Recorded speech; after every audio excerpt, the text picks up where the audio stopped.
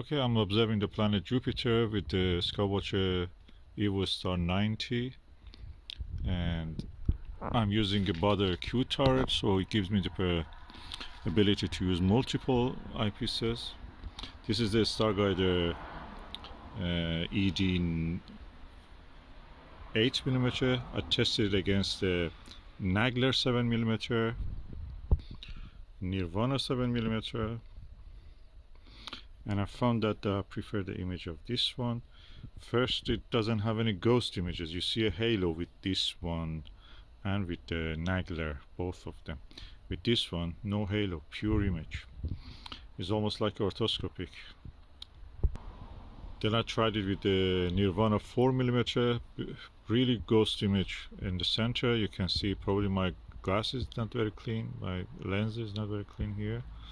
But although I've cleaned it before, I always see that halo. With this one I don't see the halo, so I may get the 5mm Skywatcher. So I heard a lot of good things about the 5mm one. This is perfect, I'm telling you. The image contrast and the halo free and no ghost images or anything. Perfect, you can see it through the lens and stuff.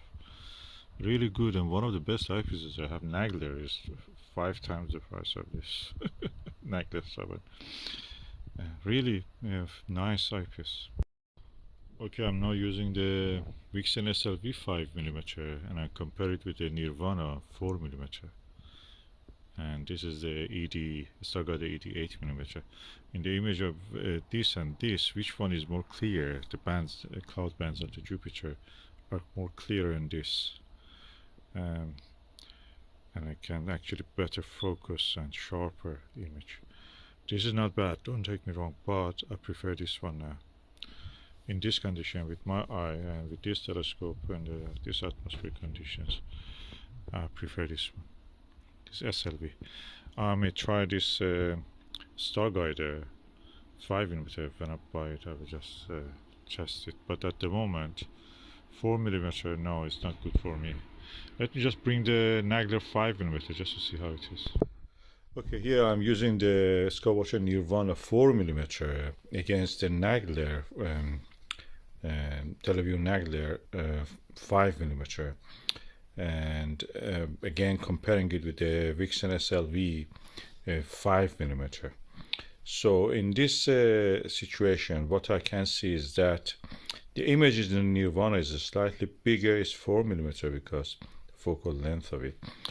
In the 5mm Nagler, they are very close together, although the image of course is a bit smaller in the Nagler, but the image quality very close together. I cannot differentiate between any of them.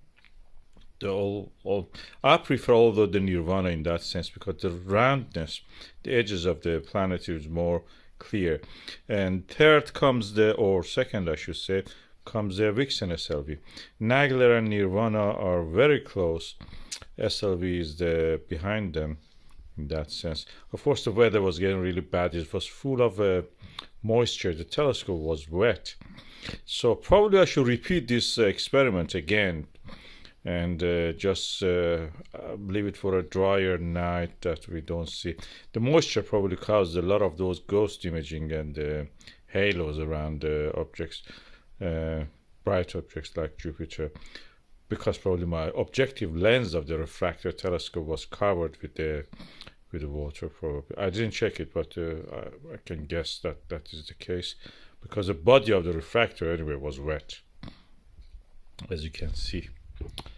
And I really prefer this rack and pinion focuser. I don't like the Crayford focuser. I wish it was not invented. It's such a pain to use.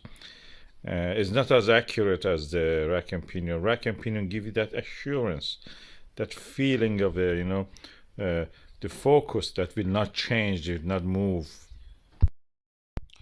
The Nagler 5mm shows this image size, and the Nirvana 4mm will be bigger.